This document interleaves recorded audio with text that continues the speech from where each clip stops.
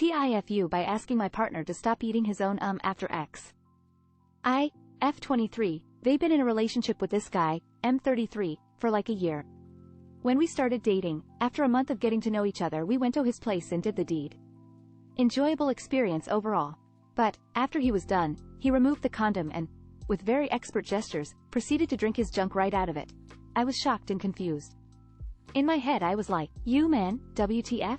He was my first partner and I wondered if that was kinda normal? Common? IDK? Since I used to be a people pleaser, I managed to hide my shock and disgust, and simply asked him, why did you do that? He answered me, as if it was the most obvious thing in the world. It's a lot of kilojoules of energy. I can't waste them. I was even more confused. I was literally speechless, and what was being a very nice and romantical night managed to become a weird and kinda awkward situation.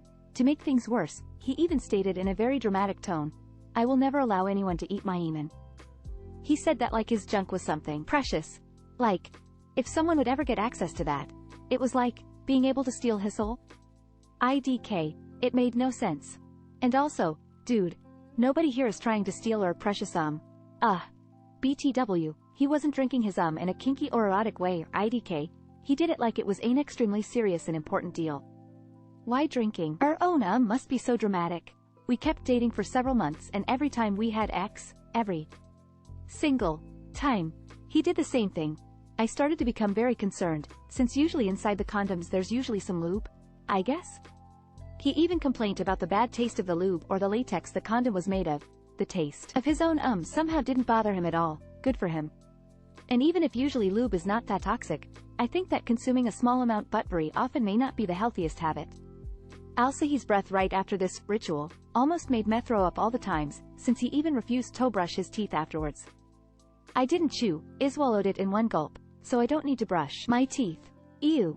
I tried to discreetly make him understand that his habit was grossing me out, by saying out loud, ew, or by covering my eyes, but he didn't got the clues. A year passed by. I had enough. I tried to confront him, but nope. He was unmovable. Neither the fact that his passion for his own was making me a little uncomfortable, nor the fact that eating lube could be harmful made him stop. He then proceeded to get mad. He stated that he wasn't doing anything wrong, that he just didn't want to waste precious substances from his body, and that I was making a scene for nothing. I told him about his breath, and he straight up accused me of having a bad smell. I told him that by deflecting my accuse he was just making things worse, but then he interrupted me and just told me was insufferable. Then he just left. He was extremely angry. I've never seen that side of him. I'm sure that he will tell me to pack my things and to leave. So I'm mad, confused and scared about his behavior. TLDR. After the first time me and my partner Haydex he drank his own directly from the condom. I was disgusted, and after a year I asked him to stop. He got mad, and I think he's about to leave me. Edit. OMG. Well, I was right about being freaked out by his behavior, having read most of the comments. Anyway, please no judging about the fact that I've stayed with him for over a year. I'm really ashamed about it. The situation was very complex for me. But to cut it short, let's say that I have every low standards and not a lot of self-esteem. TIFU by realizing I wasn't washing my hair right for 20 plus years. Okay. So warning. This is very much gross. Over the past several weeks I have been feeling these weird skin-like but not fully attached lumps in my head. I've been scratching and picking them off fully, or so I thought, and didn't give it a second thought. Well, today my boyfriend takes a good look at my scalp in one of those spots that I was scratching, because he was curious as to what I was doing. Apparently I was really going at it without noticing. He practically gasped and asked me if I had hit my head, or if it hurt. I was stunned for a moment. It only felt like a little dry skin, and that began my panic-induced examination. As it turns out, my entire scalp is covered in ranges of flaky to thick lumps of dandruff. And because I have a lot of hair, it isn't noticeable on the outside unless you start going through layer by layer. I obsessively begin to scratch and scrape my entire scalp to the point where it's now in pain. There's flakes and chunks entangled throughout my hair. I am freaking out. I start Googling, thinking I must be dying. All my hair is about to fall out, etc. Yeah. No. Apparently you are supposed to scrub your scalp when you shampoo. I never knew this. Also, I immediately put my wet hair in a bun or braid every time I washed it so it didn't dry for literally 24 hours and caused more dry skin build up. I really hope that after years, plus scraping for hours today, I haven't really upped my scalp up. TLDR, I haven't scrubbed my scalp for 20 years because I didn't know you had to. I have been scraping chunks of dry skin off my scalp for the past few hours. I feel disgusting. TIFU by taking my mom to see Barbie. My mom is in her 70s, and understandably has been through a lot of hit in her lifetime. She has been the first female ex in her workplace several times, and has admitted her obsession with my appearance is because she's experienced a lot of comments regarding her looks and what was appropriate for a woman throughout her life. We both wanted to see the movie, and both had an idea about the subject matter, but she wouldn't have gone if I hadn't suggested it. We saw it this morning, and let me tell you, I was not expecting to cry that much. Also, shout out to the guy sitting next to me who was crying into his girlfriend's shoulder. Ever since we got out, my mom has not stopped crying. She's also admitted a few things since that she's never told me before. Apparently there have been 2 occasions where she was forced to leave her job because her husband started working there. I didn't know that was thing. What the hell? And this was in the 80s. She was sexually assaulted by a, thankfully now retired, politician she worked with and couldn't say anything. She was forced out of a job because her boss's wife was jealous of her. She literally calls this guy her second father, but somehow she was a threat, woman shrugging, and my father apparently repeatedly telling her she should be grateful for the things he's done for her, like buying a family house when he forced us to move to the other side of the world without consulting her, a house which was sold for less than market value in the divorce, and supporting her when she didn't have a job as a result of said move to the other side of the world where she didn't have permission to work. She's already been a bit, shall we say, somber recently due to her fear of aging, but she seems to have spent the last few hours doing nothing but going over her mistakes and regrets, and I don't know how to help her. TLDR. Took my mom to see the Barbie movie, and know she's reliving some of the shittiest parts of her life, and I'm actually really worried about her mental state. TIFU by eating up my GF so hard it sent me to the So this Friday evening my girlfriend and I were having a great night.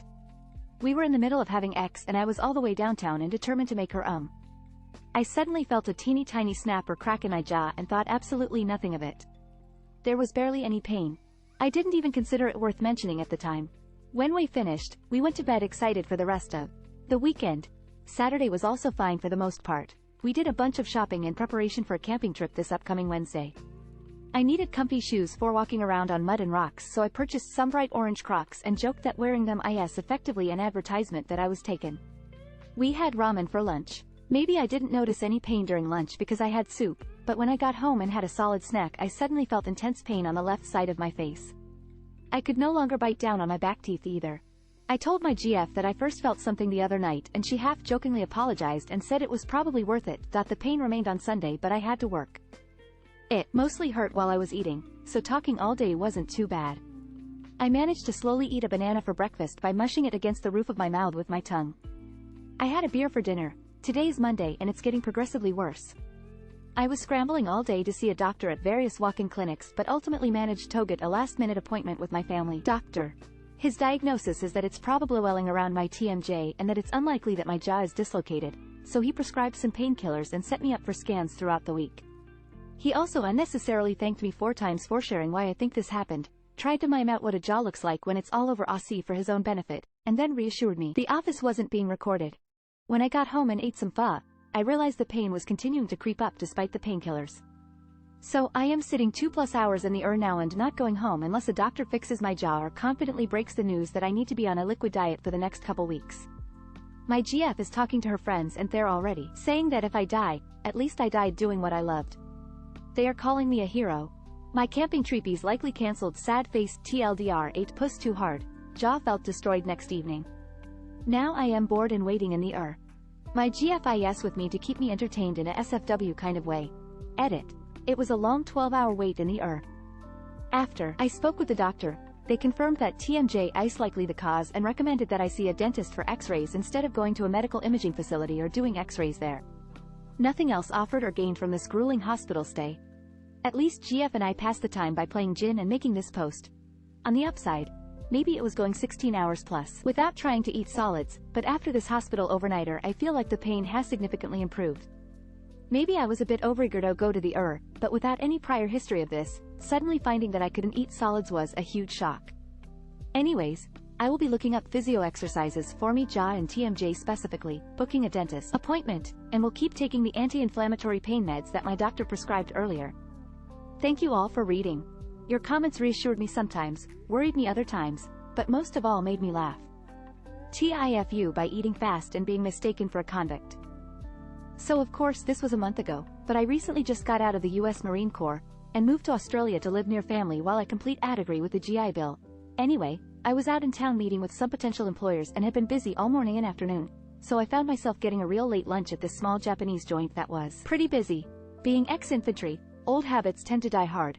Within 2 minutes of teriyaki chicken and rice being delivered to my table, I've completely demolished the entire plate with barely a rice grain left in the bowl. I wolfed it down, and I guess I was slightly hunched over it the whole time because I was starving. Some larger, heavily tattooed, biker-type looking gentleman noticed that impressive teriyaki turbo demolition, and also noticed I was built somewhat well and had a tatted up left arm myself. He came up to me and asked immediately, "How long have you been out?" Now military dudes can easily recognize other military dudes even if they're dressed normal. I was just a t-shirt and jeans, so I thought that was what he was referring to. "I just got out," is more or less what I told him, thinking that's what they meant. Hikaya or __. I couldn't remember the name of the other West Australian prison he mentioned, but my dumb SS just assumed those were Australian Army bases.